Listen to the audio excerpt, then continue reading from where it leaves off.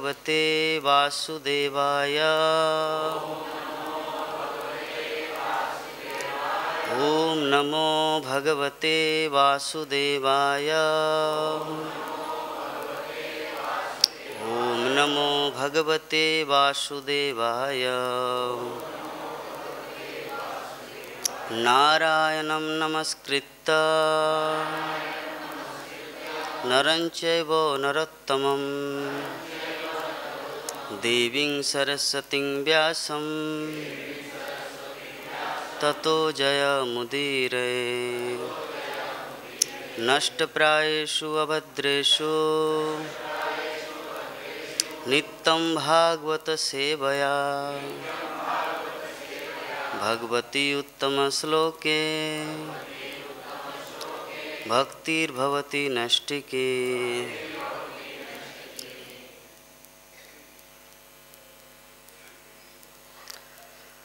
हरे कृष्णा। उपस्थित सभी वरिष्ठ भक्तगण के श्री चरणों में मेरा दंडवत प्रणाम। वांछा कल्पतरुभ्यश्च कृपा सिंधु।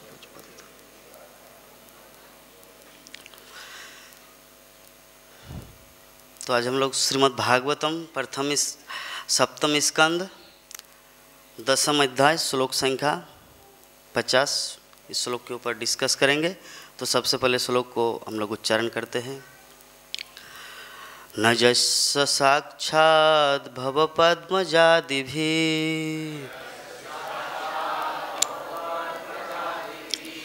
रूपं धिया वस्तुतयोपवर्णितम् मौनेन भक्तोपशमेन पूजिता प्रसीदता मे ससात्तां पति। न यस्य साक्षात् भवपद्मजादिभिः रूपं धिया वस्तुतयोपवर्णितम् मौनेन भक्तोपशमेन पूजिता प्रसीदता मे ससात्तां पति। न यस्य साक्षात् भवपद्मजादिभिः रूपं धिया वस्तुतयोपवर्णितम् मौनेन भक्तोपशमेन पूजिता प्रसीदता मे ससात्तां पति। हरे कृष्ण।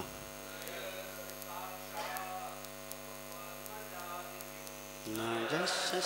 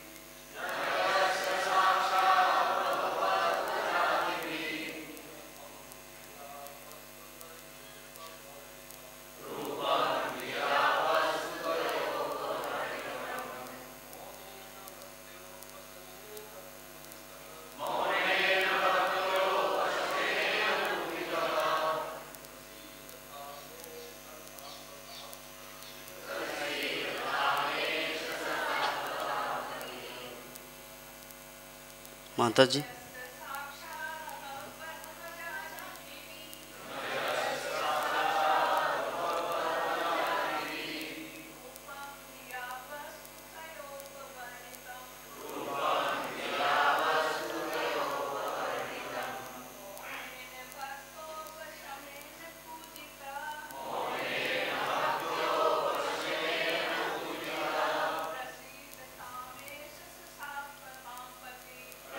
दत्तामेश सात्वतांपति।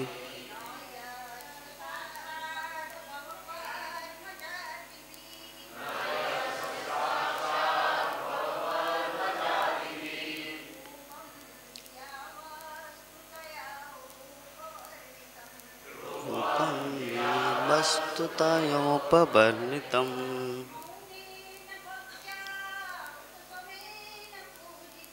मौनेन भक्तापशमेन पूजिता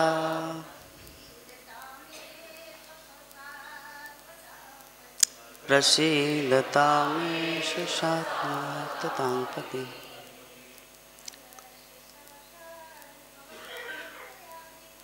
न यस्य साक्षात् भवपद्मजादिभिः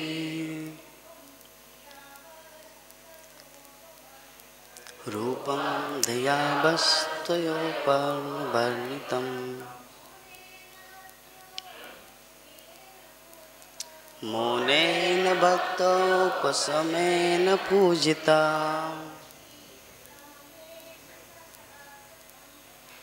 प्रसीदतामेष सात्वतां। हरे कृष्ण। शब्दार्थ। न नहीं, यस्य जिसका, साक्षात प्रत्यक्ष, भव शिवजी, पद्मज ब्रह्मा कमल से उत्पन्न, आदि भी उनके तथा अन्यों के द्वारा भी, रूपम रूप, धिया ध्यान के द्वारा भी, वस्तुतया मूल रूप से, उपवर्णितम वर्णित तथा अनुभूत, मौनेन समाधि या गहन ध्यान द्वारा, भक्त्या भक्ति द्वारा, उपशमेन त्याग द्वारा, पूजित पूजित, प्रसिद्धताम प्रसन्न हो, ऐसा यह स वह सात्वताम महान भक्तों का पति स्वामी। अनुवाद एवं तात्पर्य his divine grace Srila Prabhupada के द्वारा। शिव तथा ब्रह्मा जी जैसे महापुरुष भगवान कृष्ण के सत्य का सही सही वर्णन नहीं कर पाए। वे भगवान हम पर प्रसन्न हो जो सदा समस्त भक्तों के रक्षक रूप में उन महान संतों द्वारा पूजे जाते हैं जो मौन, ध्यान, भक्ति तथा त्याग का व्रत लिए रहते हैं। तात्पर्य। यद्यपि भिन्न भिन्न लोग परम सत्य की खोज विभिन्न विधियों से करते हैं तो भी वे अचिंत बने रहते हैं, किंतु पांडवों, गोपियों, गोपों, माता यशोदा, नंद महाराज तथा वृंदावन के सभी वासियों को भगवत प्राप्ति के लिए ध्यान की परंपरागत विधियों का अभ्यास नहीं करना पड़ता, क्योंकि वे इन सबों के साथ सुख दुख की सभी स्थितियों में रहते हैं। इसीलिए नारद जैसा साधु पुरुष अध्यात्मवादियों एवं शुद्ध भक्तों में अंतर को जानते हुए भगवान से यही प्रार्थना करता है कि वे उस पर प्रसन्न हो। तो ये जो आज का हमारा श्लोक है श्रीमद् भागवतम प्रथम सप्तम स्कंद दसम अध्याय श्लोक संख्या 50। एक्चुअली बारंबार प्रथम स्कंद शब्द इसलिए आ रहा है क्योंकि हमारे मायापुर में प्रथम स्कंद चल रहा है, जिसके कारण वही उच्चारण आ जा रहा है प्रथम स्कंद। तो जो भी है, तो ये जो चैप्टर है, ये जो अध्याय है, अध्याय का नाम है भक्त शिरोमणि प्रहलाद।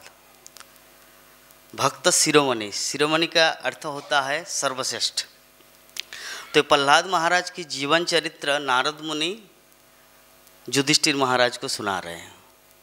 कि एक ऐसा भक्त था जिन्होंने ऐसा ऐसा लाइक दैट अपने भगवान को कैसे प्राप्त किए, विभिन्न अवरोधों के द्वारा कैसे भगवान से वरदान प्राप्त किए, उनसे आशीष लिया।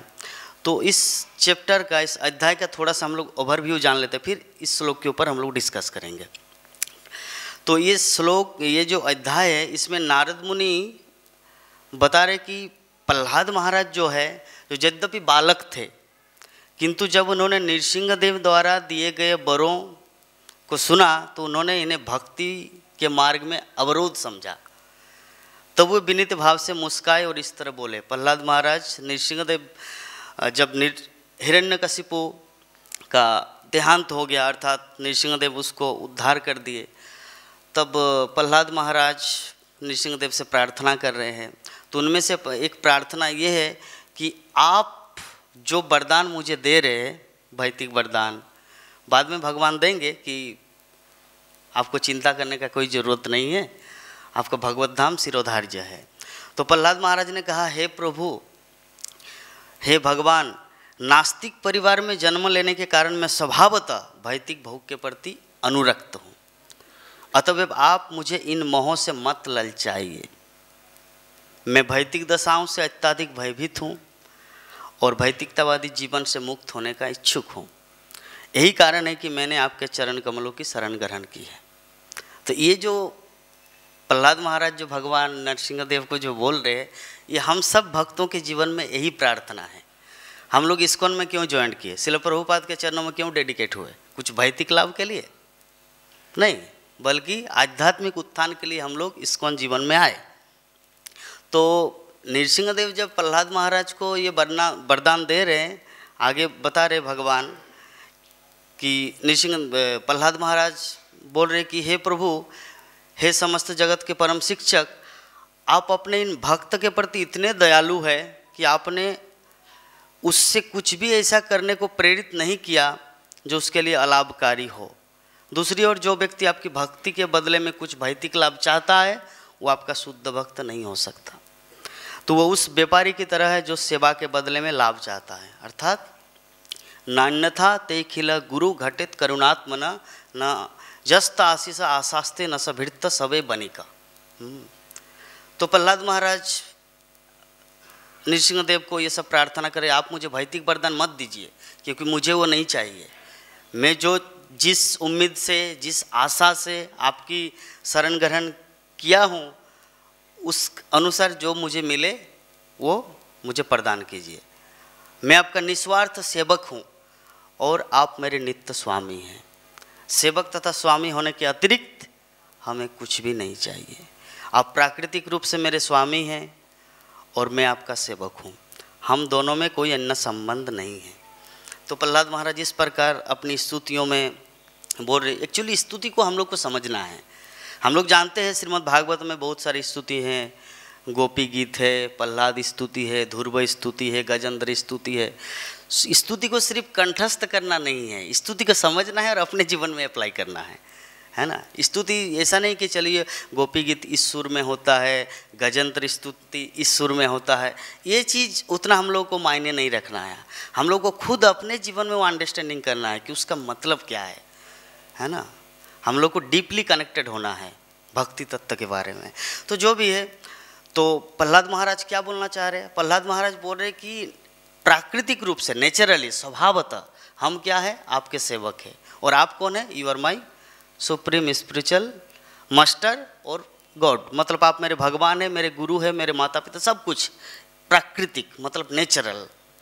तो प्रहलाद महाराज जो अपनी स्तुतियों में ऐसा बोल रहे, तो ये स्तुति हम सब के लिए है।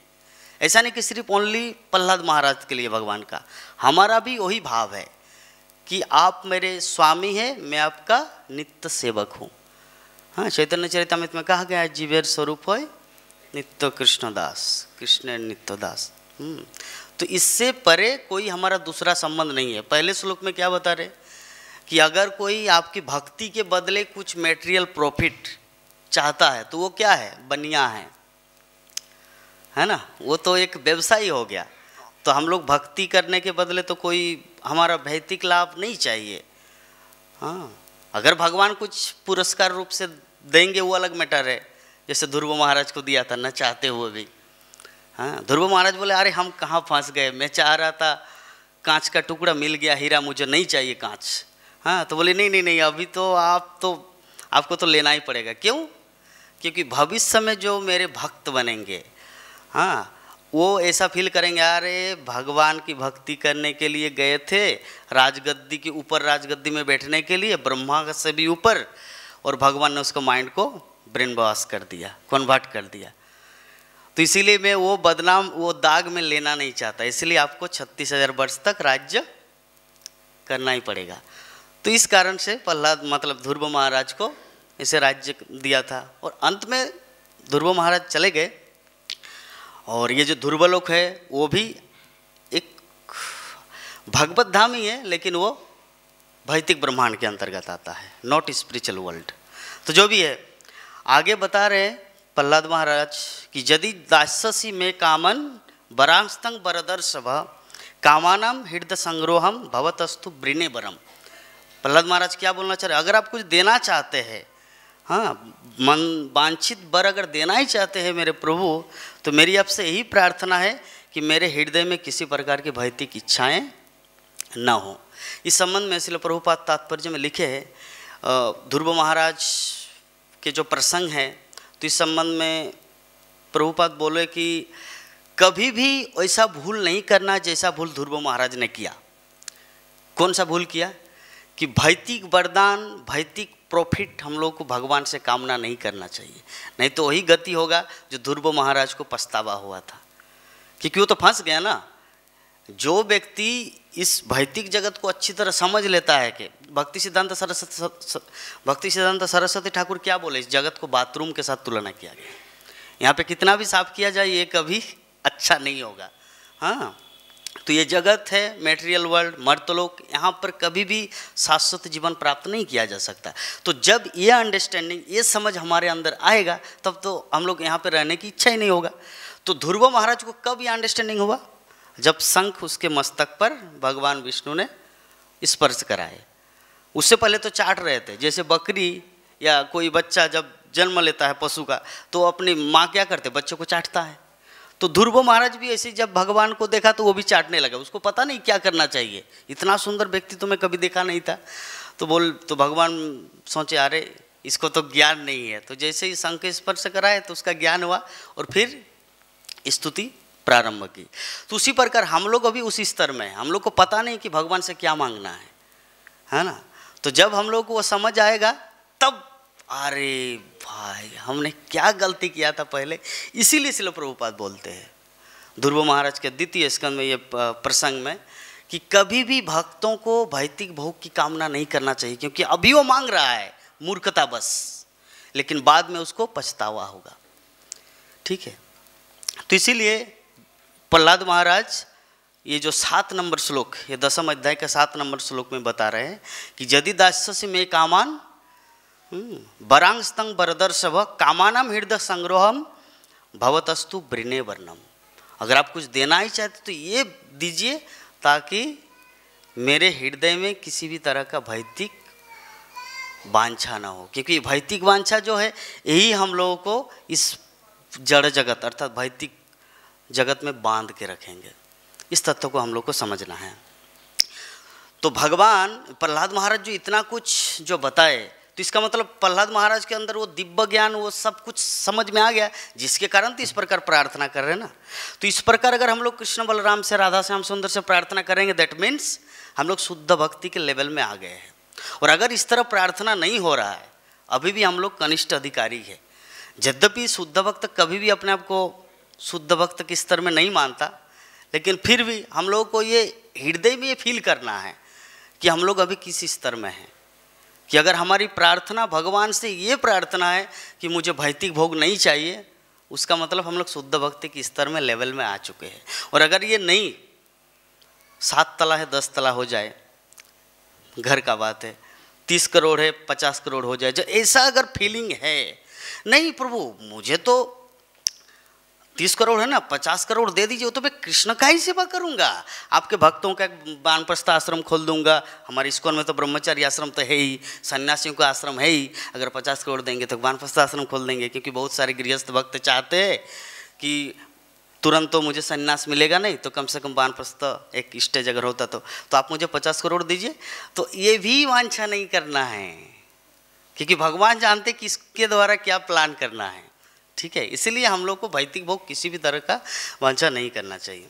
तो भगवान जब प्रहलाद महाराज की ये पूरी अंडरस्टैंडिंग, हर तरह का समझ उनको आ गया कि अरे इनको तो बहुत ज्ञान हो चुका है, ये मेरे लेवल में आ चुके हैं, इससे क्या मांगना क्या नहीं, तो भगवान प्रहलाद महाराज को बोल रहे क्या कि हे प्रिय प्रहलाद, तुम जैसा भक्त न तो इस जीवन में नहीं अगले जीवन में किसी प्रकार के भौतिक ऐश्वर्य की कामना करता है, तो भी मैं तुम्हें आदेश देता हूँ कि तुम इस मनंतर तक असुरों के राजा के रूप में इस भौतिक जगत में उनके ऐश्वर्य का भोग करो।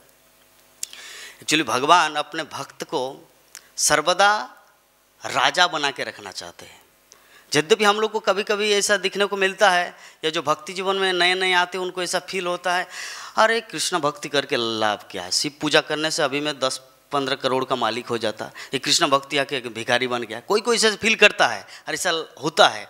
और श्रील प्रभुपाद कृष्ण पुस्तक में इसका उद्घाटन भी किया है, इस तत्व को वर्णन भी किया है कि शिव के भक्तगण शिव रहते हैं शमशान में भिखारी की तरह, मतलब गरीब व्यक्ति की तरह, और उनका भक्तगण कैसे रहते हैं, पूरा एकदम आलीशान मकान में। और कृष्ण भक्त, कृष्ण रहते हैं एकदम द्वारकाधीश, पूरा एकदम राजा धीराज, और उनका भक्त रहते हैं। लेकिन खैर अभी तो सब उल्टा हो गया, इस्कॉन में जो भी आए हैं प्रभुपाद सबको राजा बना दिया।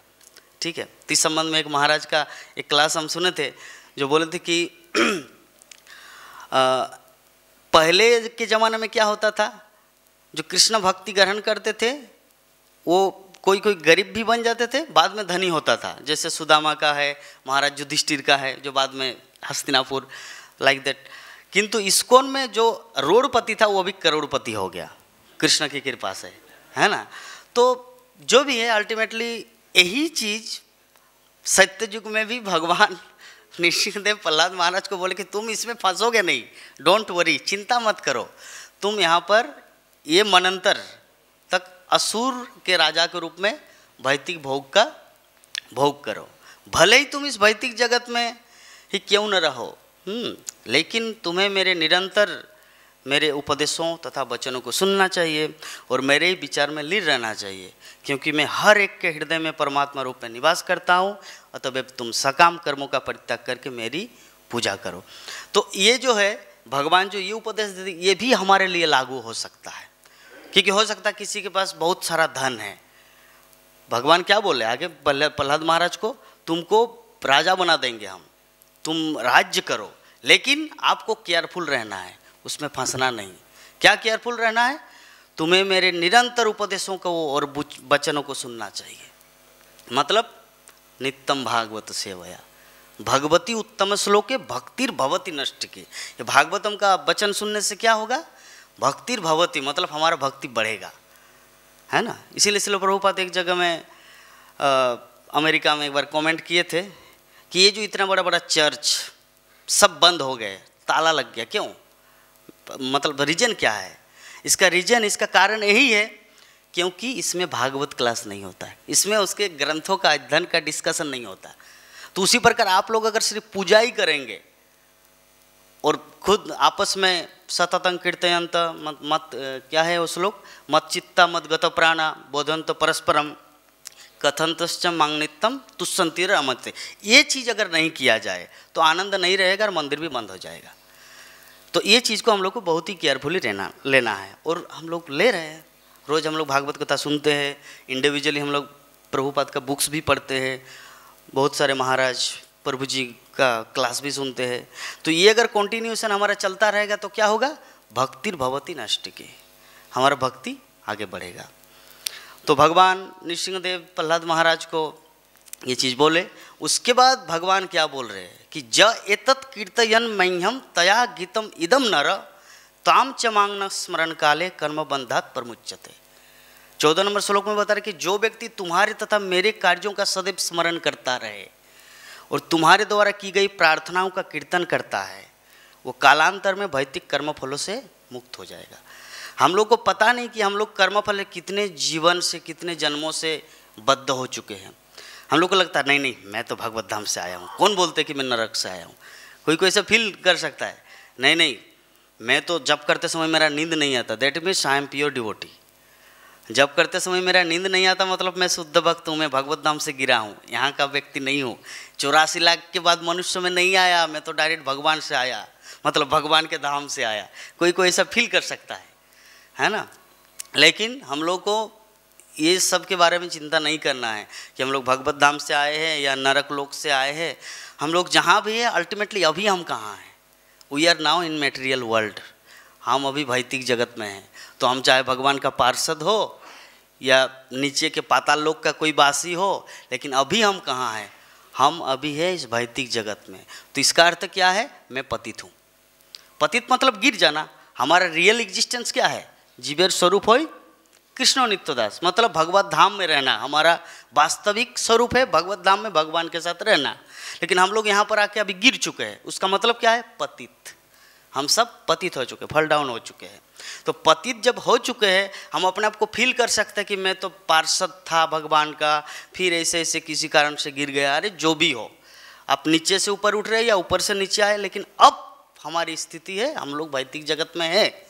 तो अभी हमको क्या करना है, तो भगवान ने इस प्रकार बता रहे कि जो य एतत् कीर्तयन मह्यम, जो मेरे इस कथा का मतलब जो व्यक्ति तुम्हारे और मेरे मतलब प्रहलाद चरित्र और भगवान नृसिंहदेव की लीला, प्रहलाद स्तुति जो पाठ करता है, जो इसको सुनता है, तो कालांतर में भौतिक कर्मफलों से मुक्त हो जाएगा।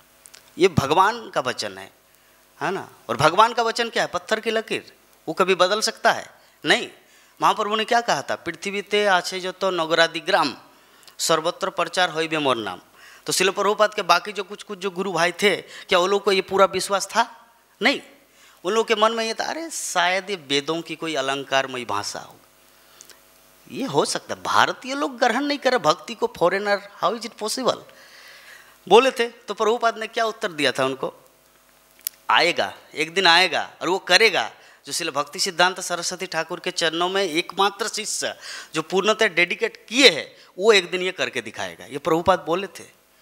हाँ, इसको इस्टेब्लिश करने से 40 वर्ष पूर्व वो बोला था, और वही हुआ ना। अभी हम लोग देख रहे हैं अपनी आंखों से, जो लोग भविष्यवाणी किए थे हमारे आचार्य भक्ति विनोद ठाकुर, श्रील भक्ति सिद्धांत सरस्वती ठाकुर, लोचन दास ठाकुर, है ना, जो भविष्यवाणी किए थे, अभी हम लोग उसको वीडियो के रूप में देख रहे हैं, है ना।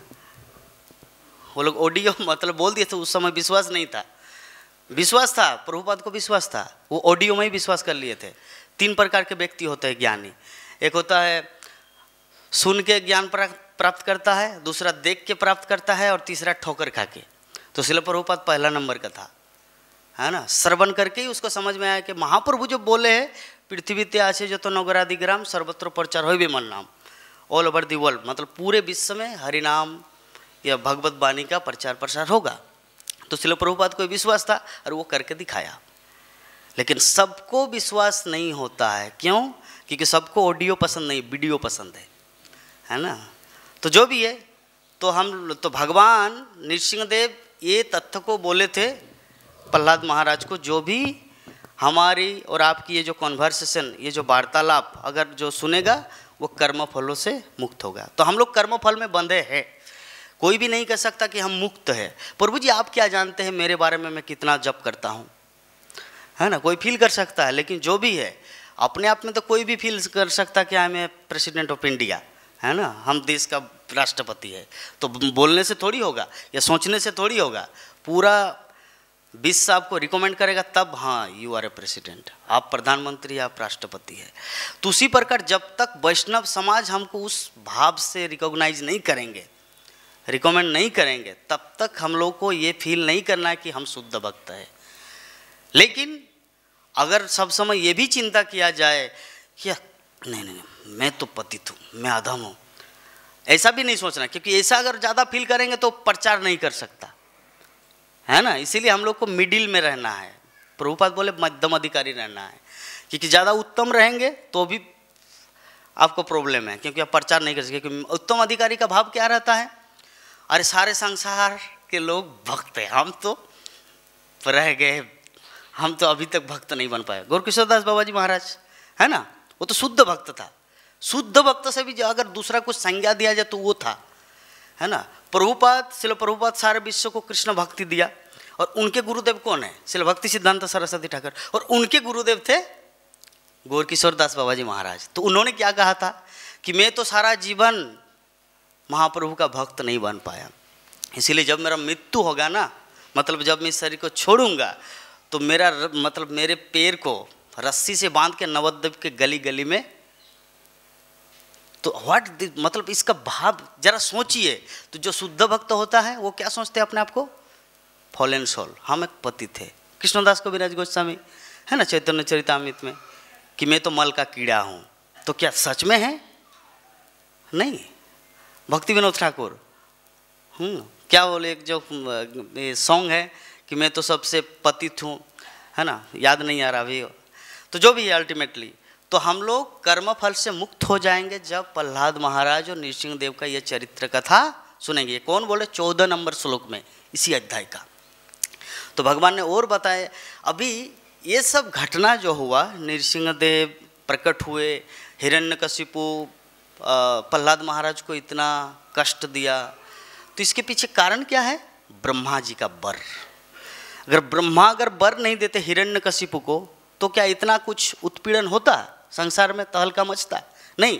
इसीलिए भगवान बोले कि हे ब्रह्मा, जिस प्रकार सांप को दूध पिलाना घातक होता है, उसी तरह असुरों को वर प्रदान करना भी घातक होता है।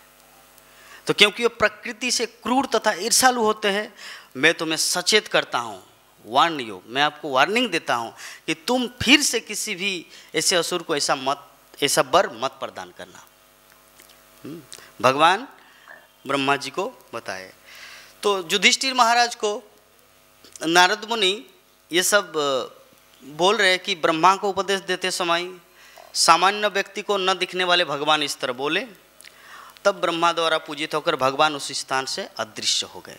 तो धर्म के जिन सिद्धांतों से भगवान को वास्तव में समझा जाता है वो भागवत धर्म कहलाता है। तो अतएव इस कथा में इन सिद्धांतों का समावेश होने से वास्तविक अध्यात्म या भली भांति वर्णन हुआ है। नारद मुनि किसको बोल रहे हैं? युधिष्ठिर महाराज को। क्या बोल रहे हैं कि प्रहलाद महाराज का ये जो लीला है, नृसिंहदेव, हिरण्यकशिपु, ये जो पूरा विवरण, डिस्क्रिप्शन, ये क्या है? धर्म का सिद्धांत, मतलब वास्तविक सनातन धर्म का उल्लेख यहाँ पर हुआ है। हाँ, तो इसे कहते भागवत धर्म। तो हे महाराज युधिष्ठिर, तुम सभी पांडव अत्यंत भाग्यशाली हो। क्यों? क्योंकि भगवान कृष्ण तुम्हारे महल में सामान्य मनुष्यों की भांति निवास करते हैं। बड़े बड़े साधु पुरुष इसे भली भांति जानते हैं, इसीलिए वो निरंतर इस घर में आते रहते हैं। पांडवों के घर में क्यों इतने महामुनि, दुर्वासा या और भी बहुत सारे भक्तगण विभिन्न रूप धारण करके विभिन्न रूप आते हैं? क्यों? क्योंकि भगवान कृष्ण इसके घर में निवास करते हैं। भगवान कृष्ण कौन है? परम पुरुषोत्तम भगवान। तो जिसके कारण बड़े बड़े ऋषि मुनि जिसकी खोज करते हैं, अद्वैतम अच्युतम अनादि अनंत रूपम अद्यम पुराण पुरुषम नवजौवनम च वेदेषु दुर्लभम अदुर्लभम आत्मभक्तो गोविंदम आदि पुरुषम तमाम बेजान। वेदेषु दुर्लभम, वेद पढ़ के, शास्त्र पढ़ के भी भगवान को जाना नहीं जा सकता। भगवान को कैसे जाना जा सकता है? अदुर्लभम आत्मभक्तो। आत्मभक्त का अर्थ क्या है? आत्मभक्त का अर्थ होता है स्वरूप सिद्ध। भगवद गीता में 4th अध्याय के 34 नंबर श्लोक में है, तद विद्धि परिपातेन परिप्रश्नेन सेवया उपदेक्षित ते ज्ञानम ज्ञानेन तत्वदर्शिन। वो जो तत्वदर्शिन जो है वो यहाँ पर है आत्मभक्तो। ब्रह्म संगीता में जिसको आत्मभक्तो कहा जाता है, भगवद गीता में वो तत्वदर्शी, क्योंकि तत्वदर्शी भगवान को देखा है।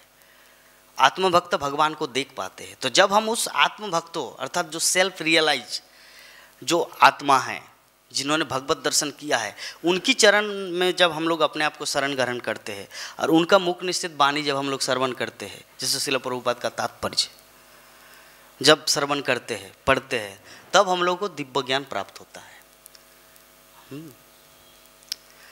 तो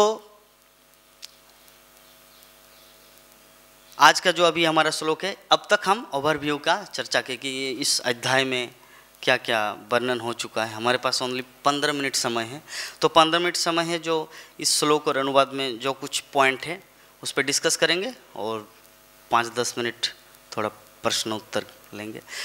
तो ये अनुवाद इस तरह है, थोड़ा मेरे पीछे पीछे आप लोग दोहराएंगे। शिव तथा ब्रह्मा जैसे महापुरुष भगवान कृष्ण के सत्य का सही सही वर्णन नहीं कर पाए।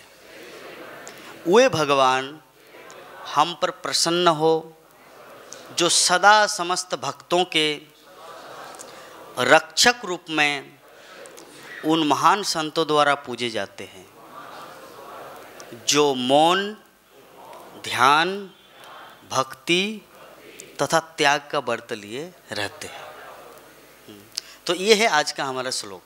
यहाँ पर भगवान को कौन व्यक्ति दर्शन कर पाते हैं, यहाँ पे वर्णन किया गया कि ब्रह्मा भी और शिव ये दोनों भी भगवान का पूरा ज्ञान नहीं रख पाते।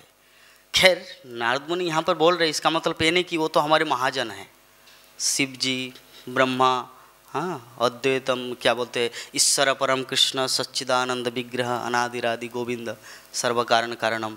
जब सर्व कारण कारणम जान लिए तो और क्या जानने का बाकी रह गया। जब कोई कृष्ण को जान लेते हैं तो और कुछ जानने को बाकी है नहीं। तो ब्रह्मा जानते हैं तो शिव जी भी, तो जो भी है, ये बोलने का भाव यही है कि कौन व्यक्ति भगवान को जान सकते हैं, जो मौन, ध्यान, भक्ति तथा त्याग। मौन का अर्थ नहीं है कि प्रभु जी अभी बोल दिए मौन रहना तो किसी से बात ही नहीं करना है। इसलिए प्रभुपाद मौन के संबंध में हम लोग भगवत गीता में तात्पर्य, बृहत तात्पर्य हम लोग समझ चुके हैं, कई बार भगवत गीता पढ़ चुके हैं कि मौन का अर्थ कृष्ण कथा छोड़कर जो भी चर्चाएं हैं वो उसको क्या बोलते हैं, प्रजल्प। यस, वो प्रजल्प। तो मौन का अर्थ अगर आप पूरा दिन रात अगर कृष्ण कथा चर्चा करेंगे फिर भी उसको मौन ही माना जाएगा। क्यों? मौन का मतलब प्रजल्प से रहित, दैट इज कॉल्ड मौन। अगर कृष्ण कथा है तो वो मौन है। अगर कृष्ण कथा छोड़कर हम लोग जो भी डिस्कशन करते हैं ना वो प्रजल्प है। तो हम लोग को प्रजल्प नहीं करना है, प्रजल्प छोड़ के जो भी काम है उसको करना है, अर्थात कृष्ण कथा वर्णन करना है तो मौन माना जाए, क्योंकि नारद मुनि यहाँ पर बता रहे हैं मौन। दूसरा ध्यान, ध्यान के माध्यम से भगवान को जाना जा सकता है। ध्यान का मतलब क्या है? प्रभु जी आप क्या बोल रहे हैं, इसे ध्यान से थोड़ी होगा। महाप्रभु तो हरे कृष्ण महामंत्र दी, आप तो हम लोग को योगा करने के लिए भेज रहे हैं। ध्यान का मतलब योगा नहीं है, योग नहीं है। ध्यान का मतलब होता है, भगवान अर्जुन को क्या बताए श्लोक में, मामनुस्मर युद्ध च, दैट इज कॉल्ड ध्यान। कि आप युद्ध भी करो और मेरा ध्यान भी करो, मेरा चिंता भी करो, घर का भी काम करो। अगर ब्रह्मचारी है तो जो सेवा है वो कीजिए, गृहस्थ है तो आपका जो फाइनेंस, परिवार को टेक केयर करने के लिए जो जो किसी का जॉब है, किसी का बिजनेस है, उसको कीजिए। साथ साथ में मामनुस्मर युद्ध च, मतलब मेरा स्मरण करते हुए, इसको कहा जाता ध्यान। ध्यान का मतलब नहीं कि एक काम छोड़ दिया, मतलब भक्ति छोड़ दिया तो सिर्फ काम में लगे, जब बूढ़ा हो जाएंगे तब भक्ति करेंगे, या पूरा भक्ति कर रहे लेकिन पैसा कमाना छोड़ दिए। नहीं, बैलेंस करना है। इसीलिए भगवान श्री कृष्ण भगवत गीता में बोले मामनुस्मर युद्ध च, युद्ध भी करो और मेरा ध्यान भी करो। ऐसा नहीं कि युद्ध करो और मुझे भूल जाओ, भगवान श्री कृष्ण ये नहीं बोले। और ऐसा नहीं कि सिर्फ मेरा ही ध्यान करो और युद्ध छोड़ दो, आपको दोनों करना है। तो इसको कहते ध्यान। यहाँ पे 4 पॉइंट है ना प्रभु जी, अनुवाद नहीं है, ठीक है। तो 4 पॉइंट है।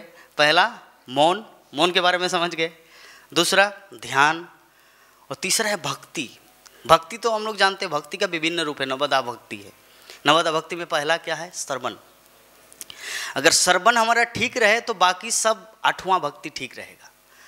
8वां जो विधि है ना, श्रवणम, कीर्तनम, स्मरणम, पाद सेवनम, अर्चनम, दास्यम, सख्खम, आत्मनिवेदनम, ये जो 9 है, ये अगर हम लोग श्रवण ठीक करेंगे, हियरिंग, श्रील प्रभुपाद को हियरिंग चैंपियन कहा जाता है। हर कोई अपने अपने फील्ड में चैंपियन है, कोई क्रिकेटर का चैंपियन है, कोई फुटबॉल का चैंपियन है, कोई बॉलीवुड का चैंपियन है, लेकिन श्रील प्रभुपाद हियरिंग चैंपियन है। मतलब वो सुनने, मतलब बहुत श्रवण किए हैं अपने लाइफ में, ठीक है। तो भक्ति जो है नवदा विधि है, तो उनमें से पहला क्या है? श्रवण। जैसे एक बिल्डिंग बनता है, अगर नीचे अगर सुंदर बिल्डिंग के नीचे क्या बोलते हैं उसको, हाँ फाउंडेशन, यस, फाउंडेशन अगर मजबूत हो तो पूरा बिल्डिंग आपको भूकंप आने में भी कुछ चिंता करने की जरूरत नहीं। लेकिन फाउंडेशन ही अगर गड़बड़ है तो एक हवा का झोंका आएगा, उसको उड़ा देंगे, गिर जाएगा। तो इसीलिए हम लोग को श्रवण करना है। बाकी कीर्तन होगा, स्मरण होगा, पूजा होगा, अर्चना होगा, लेकिन श्रवण ही ठीक नहीं है, कुछ होने वाला नहीं। इसलिए हम लोग को श्रवण को ज़्यादा महत्वपूर्ण, मतलब इसमें ज़्यादा हम लोग को जोर देना है। देखिए श्रवण जो एक है ना, ये आप सब समय कर सकते हैं, बाकी सब आप लिमिट कर सकते हैं। एग्जाम्पल, मेरा ये उदाहरण देते हैं। अगर मैं बोलो प्रभु जी हम तो वृंदावन इसको आए हैं, हम रोज क्लास देंगे, ठीक है, सारा दिन क्लास देंगे, तो ये पॉसिबल है? It's possible? संभव नहीं। लेकिन अगर मैं श्रवण करना चाहूँ तो सब समय कर सकता हूँ कि नहीं? यस या नो? यस। यूट्यूब खोलो, कान में हेडफोन लगाओ, गुरु महाराज का क्लास सुनो, प्रभुपाद का क्लास सुनो, यहाँ पे जो भागवतम क्लास सुनो, महाराज चैतन्य चरितामृत का क्लास शाम को देते हैं वो सुनो, और भी मायापुर टीवी, इस्कॉन डिजायट्री, हरे कृष्ण टीवी, कितना कुछ है सुनने को। तो श्रवण हमारा सुविधा है, 24 घंटे कर सकते हैं, लेकिन कीर्तन 24 घंटे संभव नहीं है। लेकिन अभी बोल सकते नहीं प्रभु जी कीर्तन तो कर सकते हैं। हाँ कर सकते हैं, अपने घर में कर सकते हैं, सब समय माला में जप कर सकते हैं, है ना। लेकिन संकीर्तन तो जो भी अल्टीमेटली हमारा मुख्य जो पॉइंट है, श्रवण हम लोग सब समय कर सकते हैं, कीर्तन सब समय नहीं कर सकते फिलोसॉफिकल दृष्टिकोण से। हाँ ऐसे में अगर कोई करना चाहे तो कर सकते हैं, 24 घंटे कर सकते हैं कीर्तन, है ना। हाँ वो हो सकता है यहाँ पर 1 घंटा क्लास दिया, फिर दूसरे जगह कहीं पर प्रचार के लिए बुक डिस्ट्रीब्यूशन के लिए निकल गए, उन लोगों को दुकान में समझा रहे ये भगवत गीता लीजिए, इसका 170 रुपये प्राइस है, इसको पढ़ने से होगा, लाइक दैट। कीर्तन हो सकता है, लेकिन फिर भी एक फिलोसॉफिकल दृष्टिकोण से देखा जाए तो हियरिंग जो है ना, श्रवण जो है हम लोग 24 घंटे कर सकते हैं, ठीक है। तो 4 चीज़ है, और दूसरा है, चौथा है त्याग, जो त्याग का व्रत लिए रहते हैं। ये जो 4 चीज, मौन, ध्यान, भक्ति तो त्याग, जो ये 4 चीज करता है वो भगवान को दर्शन कर पाएंगे। आज के श्लोक में वर्णन है। हाँ, मौन, ध्यान, भक्ति तथा त्याग, ठीक है। तो मौन के बारे में समझ गए, ध्यान के बारे में भी समझ गए, भक्ति जो नवदा भक्ति है, अगर श्रवण करेंगे तो बाकी सब ठीक होगा। हाँ अगर श्रवण ठीक कीजिए, बाकी का ध्यान नहीं देना है, वो ऑटोमेटिकली हो जाएगा, ठीक है। और त्याग तो हर कोई जानते हैं, क्योंकि त्याग अंदर से होता है। हम लोग जानते हैं ना, रूप गोस्वामी भक्ति रसामृत सिंधु में जो वर्णन किए हैं, 2 तरह का वैराग्य होता है, एक है फल्गु और दूसरा है युक्त। तो हमारे इस्कॉन क्या सिखाता है, श्रील प्रभुपाद का टीचिंग क्या है? युक्त वैराग्य। सब कुछ को कृष्ण सेवा में लगाओ, laptop, microphone, camera, media, everything. मेरे गुरु महाराज श्रीमद् भक्तिचार्य स्वामी गुरु महाराज एक जगह एक प्रवचन में बोले थे कि जब भक्ति सिद्धांत सरस्वती ठाकुर आए, मतलब उससे पहले महाप्रभु आए, तो उन्होंने संकीर्तन कैसे प्रचार किया? मृदंग, करताल, हारमोनियम, इससे संकीर्तन प्रचार किए। जब भक्ति सिद्धांत सरस्वती ठाकुर आए तो उन्होंने क्या किया? मृदंगों को क्या रूप दान दिया? बृहत मृदंग। और श्रील प्रभुपाद आए तो क्या किया? उन्होंने उससे भी बृहत से बृहत, अर्थात मीडिया, आपका न्यूज, कैसेट, वीसीपी, ऑडियो, सब कुछ, रेडियो, टेलीविज़न, सब कुछ कृष्ण सेवा में लगाए। और अभी वर्तमान में ISKCON Vrindavan TV, Mayapur TV, Hare Krishna TV, है ना, इसके माध्यम से वो संकीर्तन जो महाप्रभु जो 500 वर्ष पूर्व जो स्टार्ट किए थे, अभी वो संकीर्तन कितना बृहत रूप धारण किए है ना। तो जो भी है, तो हम लोग त्याग का मतलब भी समझ गए। What is the meaning of त्याग? त्याग का मतलब है कुछ भी हो, अगर कृष्ण सेवा में उसको यूज किया जाए तो उसको त्याग कहा जाता है। त्याग का मतलब ऐसा नहीं सब कुछ छोड़ छाड़ देना है और आना है और बाबा जी की तरह घूमना है, नहीं। त्याग का मतलब होता है हमको जो कुछ मिला है उसे कैसे कृष्ण सेवा में लगाएंगे, इसको कहा जाता त्याग। तो यहाँ पर तात्पर्य में भी बहुत कुछ पॉइंट है। जैसे एक सेकंड लाइन में क्या कहा गया है कि भक्ति जो है, पहला लाइन में कि भक्ति, विभिन्न लोग भिन्न तरीके से भक्ति करते हैं। अलग अलग जोगी है, अलग अलग महात्मा है, अलग अलग साधु पुरुष है, अलग अलग विधि से भक्ति करते हैं। इसका एग्जाम्पल क्या है, एक बच्चा वो पढ़ने के लिए गए थे स्कूल, तो एक टीचर के पास गए तो देखा कि 7 + 2 कितना हुआ 9, और एक टीचर के पास गए कि 5 + 4 है 9, और एक 6 + 3 9। तो पिताजी के पास आके बोले कि मैं स्कूल नहीं जाऊंगा। बोले कि क्यों है, टीचर लोगों का ही माथा गड़बड़ है, लोग अरे एक होना चाहिए ना, 9 का मतलब क्या, 6 + 3 9 होना चाहिए। लेकिन कोई बोले कि 5 + 4 भी 9 है ना, कोई बोले कि 7 + 2 भी 9 है।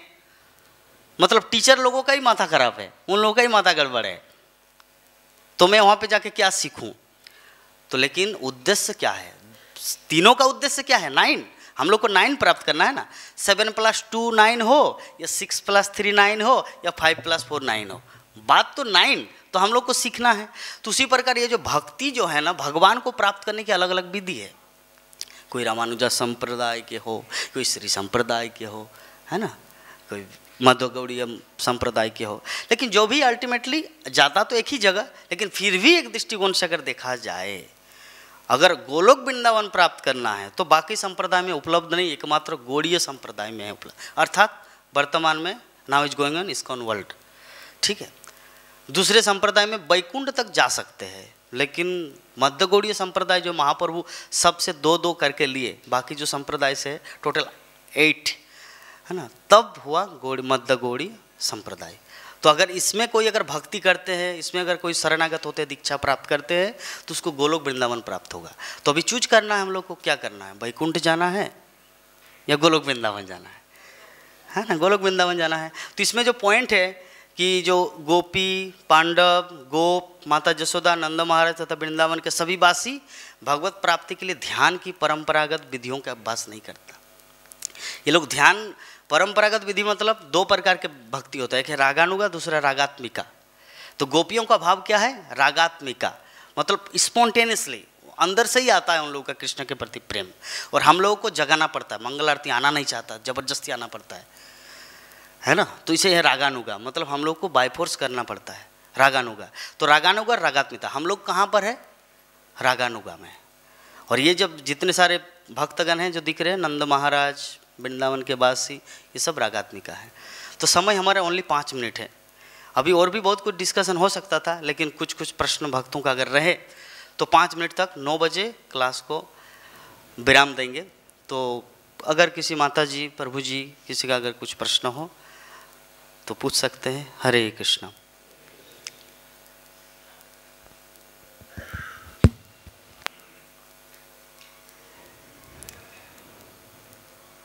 नहीं है माता जी का, जाइए।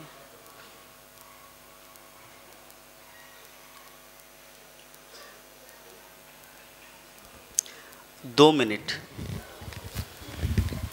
प्रभु जी मेरे कई सवाल है, क्योंकि फिर प्रभु जी थोड़ा टाइम लग जाएगा। प्रभु जी सामने कीजिए। हाँ। टाइम लग जाएगा, क्योंकि या तो आप मेरे प्रश्नों के उत्तर यहाँ पे दे सकोगे या फिर बाद में। प्रश्न को बताइए सबके सामने। प्रभु जी जिस घर में मेरी शादी हुई है, उस घर में मतलब मेरे आने से पहले सब कुछ मिट चुका था।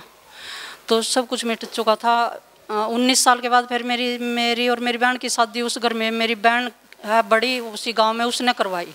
अच्छा। तो उसके बाद प्रभु जी थोड़ा सा जो मेरे पति है ना, उसके थ्रू घर अच्छे से मतलब होना शुरू हो गया प्रभु जी। फिर 1996 की बात है, मेरे घर के सामने ना ब्राह्मणों का घर था। अच्छा। और तो वे भागवतम पढ़ा कर रहे थे। ठीक है माता जी, अभी आपका जो प्रश्न है उसका मैं उत्तर आपको पर्सनली दे रहा हूँ, क्योंकि समय सीमा पार हो चुका है, सभी भक्तगण जा रहे हैं, इसलिए कथा को यहीं पर विराम देते हैं। मेरी बाद में आप उत्तर दे सको प्रभु जी, क्योंकि मैं परेशान उलझन में हूँ प्रभु जी। मेरे को आपसे थोड़ी मदद चाहिए। जो ऑनलाइन से जूम्स क्या बोलते हैं, यूट्यूब, फेसबुक से जो देख रहे हैं, उससे हम क्षमा प्रार्थी है कि माता जी का उत्तर हम यहाँ पे नहीं दे पा रहे। ठीक है। ग्रंथराज श्रीमद् भागवत महापुराण की, जगत गुरु शिल प्रभुपाद की।